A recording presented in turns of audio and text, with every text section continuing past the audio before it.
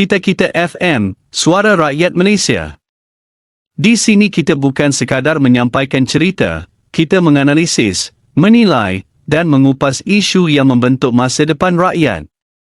Hari ini kita cerita berita dari Malaysia kini mengenai kenyataan Presiden Parti Amanah Negara, Mohamed Sabu, yang mengakui beliau berasa sedih kerana terpaksa berdepan dengan rakan-rakan daripada United Malays National Organisation dalam pilihan raya negeri Johor. Persoalannya, adakah hubungan antara Pakatan Harapan dan Barisan Nasional sebenarnya masih kukuh walaupun bertanding sesama sendiri? Adakah keputusan Barisan Nasional bertanding solo menunjukkan keyakinan mereka semakin meningkat? Dan bagaimana pula reaksi pengundi apabila parti-parti yang berkawan di Putrajaya kini bertembung di Johor? Saudara dan saudari, politik Malaysia hari ini sangat berbeza berbanding sedekat lalu. Dahulu, garis pemisah antara kawan dan lawan politik sangat jelas. Jika berada dalam parti yang berbeza, maka anda dianggap musuh politik. Namun selepas pilihan raya umum 2022, lanskap itu berubah secara drastik. Kini kita melihat pemimpin yang pernah berdebat hebat di pentas ceramah boleh duduk semeja dalam kabinet. Parti yang pernah bertembung dalam pilihan raya kini berkongsi tanggungjawab mentadbir negara. Tetapi apabila tiba pilihan raya negeri Johor, hubungan itu sekali lagi diuji. Dalam ucapan beliau di Bukit Gambir, Mohamed Sabu atau Mat Sabu mengakui bahawa beliau berasa sedih kerana perlu menentang pemimpin-pemimpin United Malays National Organisation yang dianggap sebagai rakan dalam kerajaan perpaduan. Beliau menceritakan bagaimana dalam mesyuarat kabinet, Setiausaha Agong Democratic Action Party Anthony Lok duduk bersebelahan Presiden United Malays National Organisation Ahmad Zahid Hamidi. Beliau sendiri pula duduk bersebelahan Timbalan Presiden United Malays National Organisation Muhammad Hassan.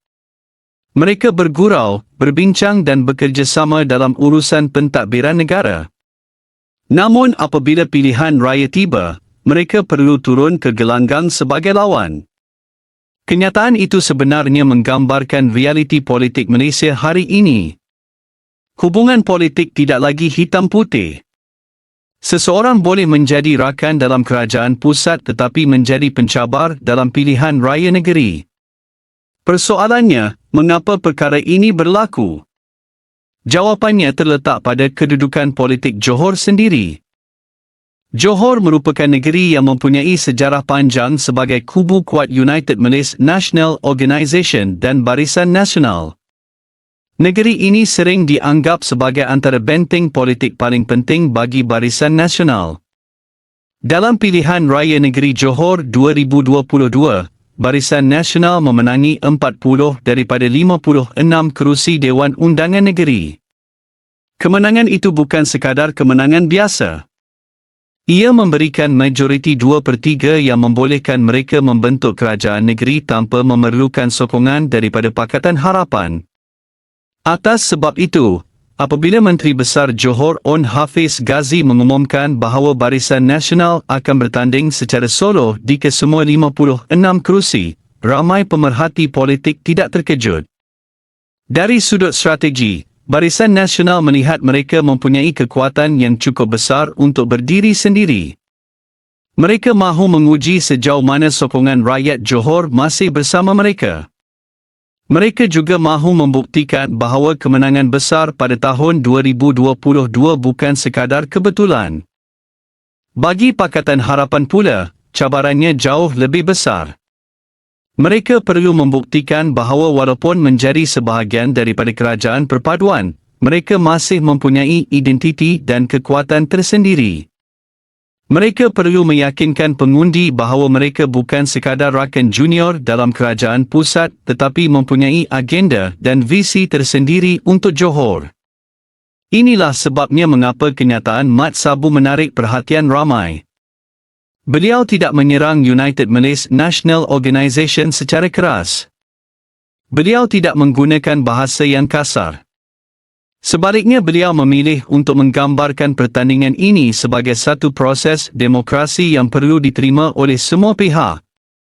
Menurut beliau, Jika boleh, beliau lebih suka berkawan daripada berlawan. Beliau mengakui bahawa perjuangan sebagai pembangkang selama bertahun-tahun bukan sesuatu yang mudah.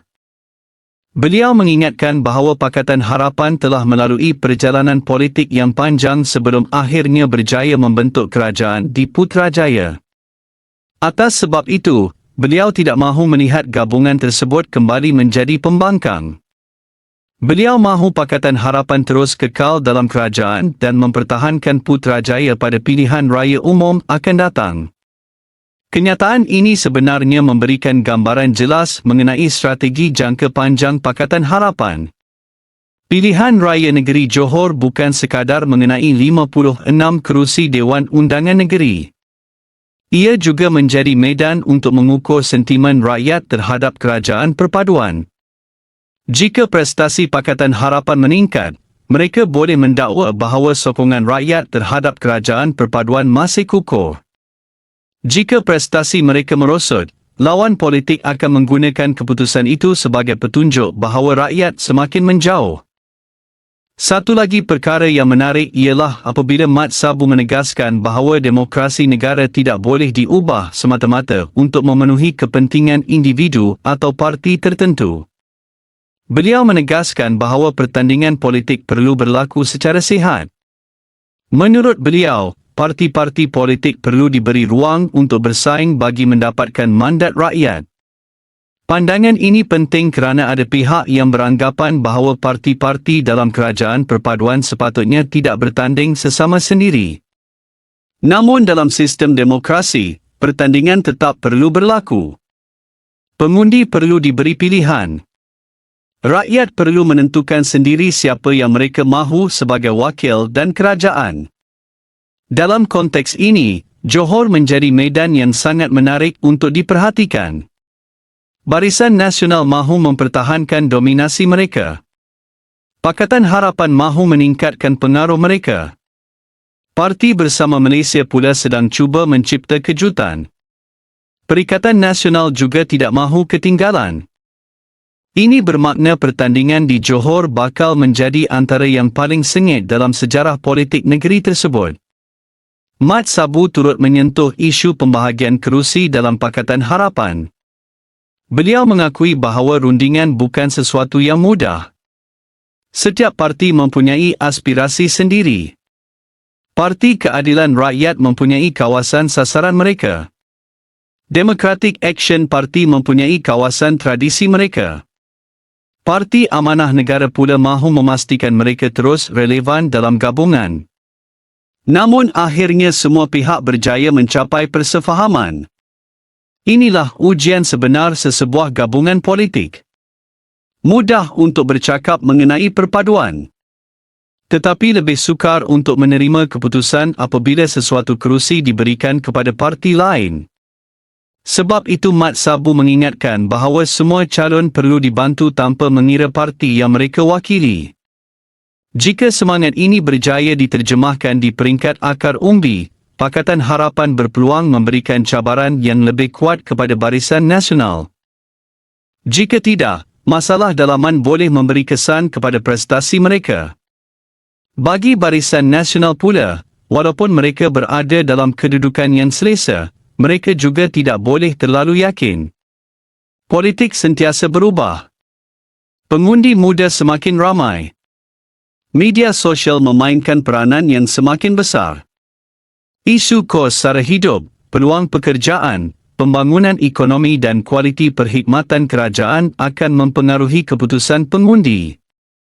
Akhirnya, kenyataan Mat Sabu bahawa beliau sedih untuk melawan rakan-rakan United Malays National Organisation sebenarnya membawa mesej yang lebih besar. Ia menunjukkan bahawa politik Malaysia sedang memasuki fasa yang lebih matang. Persaingan politik tidak semestinya bermaksud permusuhan. Perbezaan pandangan tidak semestinya membawa kepada perpecahan. Seseorang boleh menjadi rakan dalam kerajaan dan lawan dalam pilihan raya pada masa yang sama.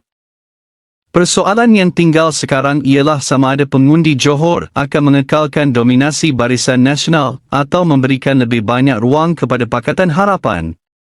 Jawapan itu hanya akan diketahui apabila rakyat Johor keluar mengundi. Apa yang pasti, pilihan raya negeri Johor kali ini bukan sekadar mengenai kemenangan atau kekalahan.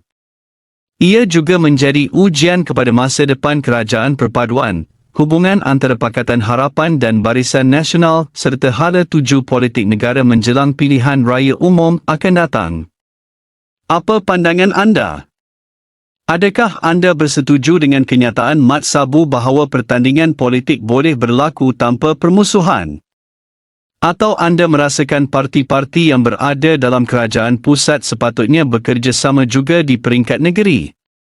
Kongsikan pandangan anda di ruangan komen. Kami mahu mendengar suara anda. Itu dia ulasan dari Kita-Kita FM, suara dari hati rakyat Malaysia.